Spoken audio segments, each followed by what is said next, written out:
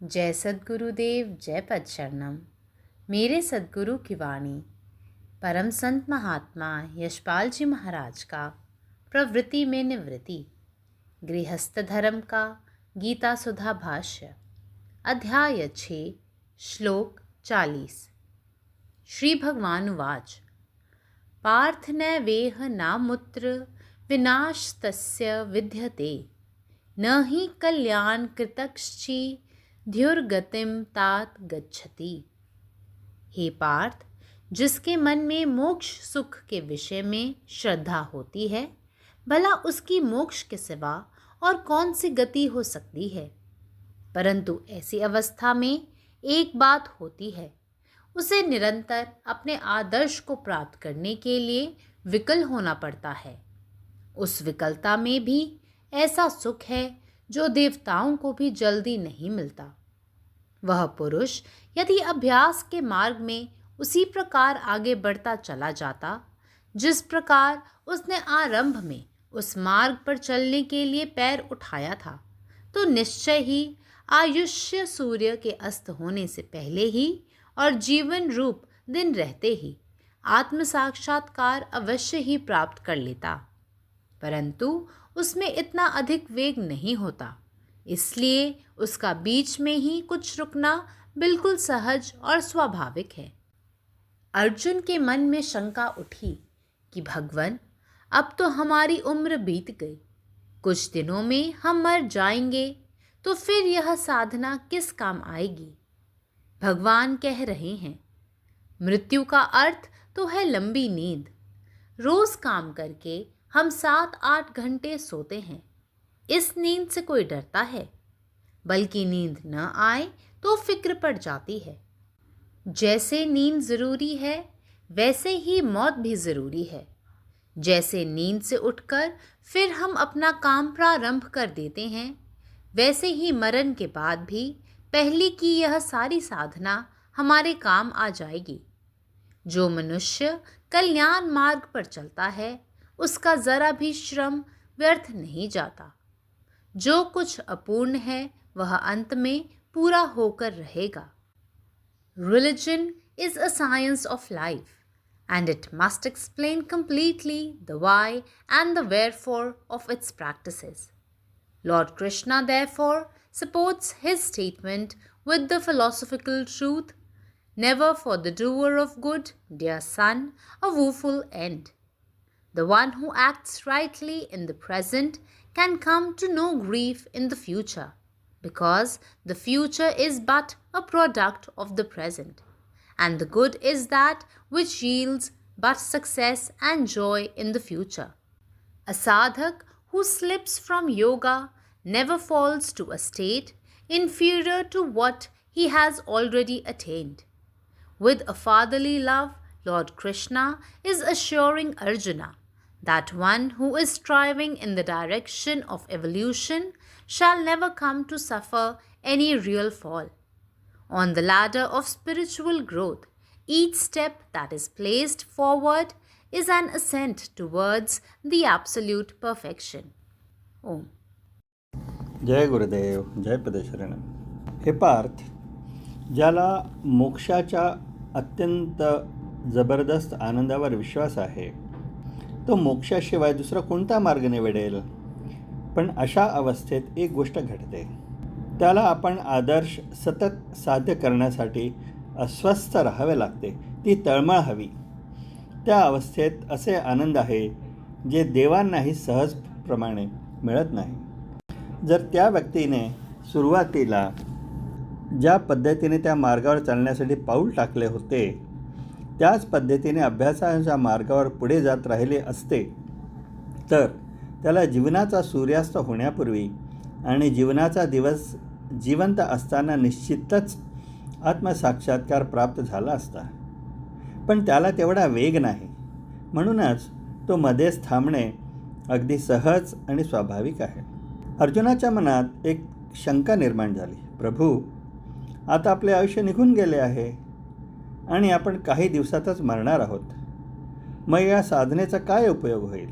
भगवान श्रीकृष्ण म्हणतात, मृत्यू म्हणजे दीर्घ झोप दररोज काम केल्यानंतर आपण 7 ते 8 तास झोपतो. या झोपेची कोणाला भीती वाटते का?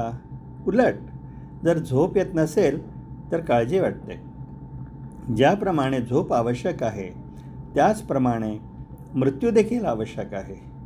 ज्याप्रमाणे आपण झोपेतून उठल्यानंतर पुन्हा आपले काम सुरू करतो, त्याचप्रमाणे पूर्वी केलेली ही सर्व साधना मृत्यूनंतरही आपल्यासाठी उपयुक्त ठरेल. जो मनुष्य कल्याणाच्या मार्गावर चालतो त्याचे थोडेसे प्रयत्नही वाया जात नाहीत. जे अपूर्ण आहे ते शेवटी पूर्ण होणारच. जय गुरुदेव, जय పదశరణం. నా సద్గురు సందేశం గీతాసుత పరసత్ మహాత్మా శ్రీ యశ్పాల్జీ మహారాజ్ వారిచే ప్రతిపాదించబడిన ప్రవృత్తిలో నివృత్తి గృహస్థ మార్గంలో గీతాభ్యాసం అధ్యాయం 6 శ్లోకం 40. ఓ పార్థ, ఎవరి మనసులో మోక్ష సుఖ విషయంలో శ్రద్ధ ఉంటుందో మరి అతనికి మోక్షం తప్ప ఇక ఏ గతి కలుగుతుంది? అయితే ఇటువంటి స్థితిలో ఒకటి జరుగుతుంది. అతను నిరంతరం తన ఆదర్శను పొందుటకు తపన చెందవలసి ఉన్నది. ఆ తపనలో కూడా అతనికి ఉండే సుఖం ఏమిటంటే అతడు తొందరపడి ఏ దేవీ దేవతలను ఆశ్రయించడు.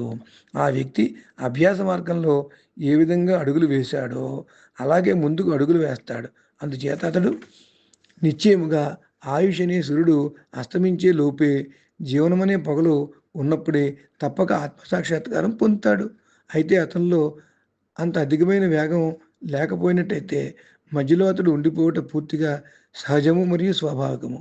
అర్జునుడి మనసులో వచ్చిన అనుమానం ఏమిటంటే, భగవాన్, ఇప్పుడు మా వయసు గడిచిపోయింది, కొద్ది రోజుల్లో మేము మరణిస్తాము. అయితే మరి మా ఈ సాధన మాకు ఏ విధంగా ఉపయోగపడుతుంది అని. అంతటా శ్రీకృష్ణ భగవానుడు ఇలా చెప్తున్నాడు. మృత్యువుకు అర్థము దీర్ఘనిద్ర. రోజు పనిచేసి మనం 8 గంటలు నిద్రపోతాము. ఈ నిద్రకి ఎవరైనా భయపడతారా?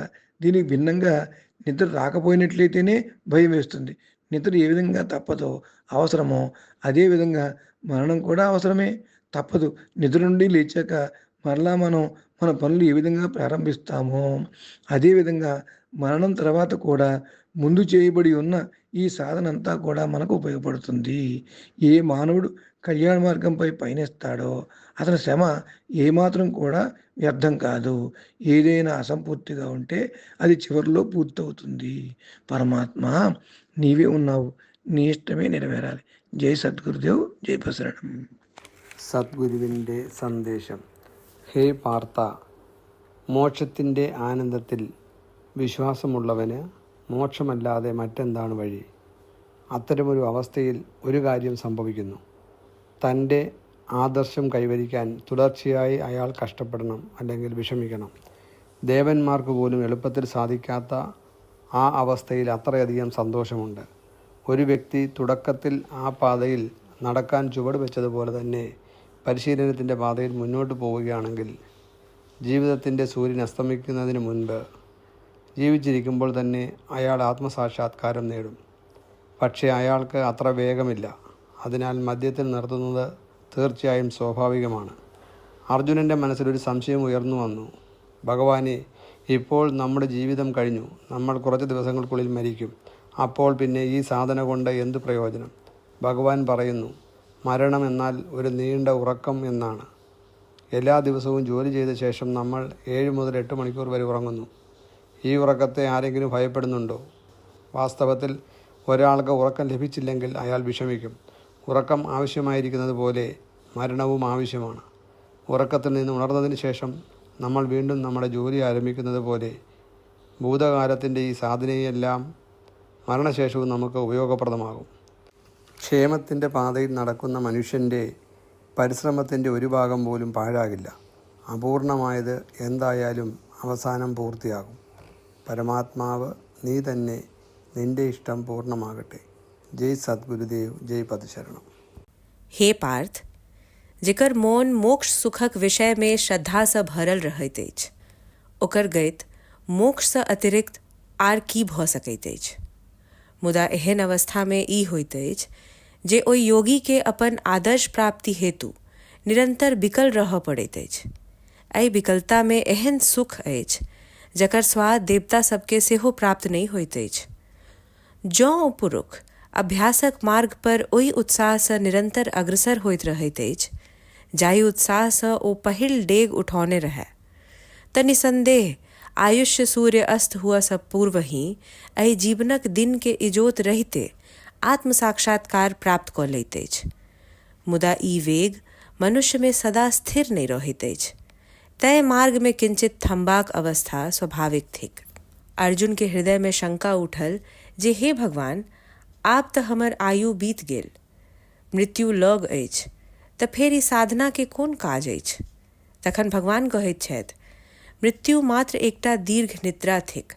हम सब प्रतिदिन के दिनचर्या में 7 से 8 घंटा निद्रा अवस्था में रहैत छी। ओहि तरहे मृत्यु से डरबाक कोन कारण भऽ सकैत अछि? निद्रा आवश्यक थिक, ओहिना मृत्यु सेहो आवश्यक थिक। जेना निद्रा सँ जागि कऽ फेर अपन कर्मक यात्रा शुरू भऽ जाइत अछि, ओहिना मरणोपरांत ई समस्त साधना व्यर्थ नहीं भऽ जाइत अछि। जे मनुष्य कल्याणक मार्ग पर डेग उठबैत अछि, तकर कोनो श्रम व्यर्थ नहीं जाइत अछि। जे किछु अपूर्ण अछि से कालांतर में पूर्ण होयब तय अछि। अखिल भारतीय संत मत सत्संग पंजीकृत दिल्ली, मुख्यालय B20 CC colony, Rana Pratap Bagh के सामने, दिल्ली। सत्संग आश्रम संत यशरूप तपोभूमि परिसर, अनंगपुर, जिला फरीदाबाद, हरियाणा।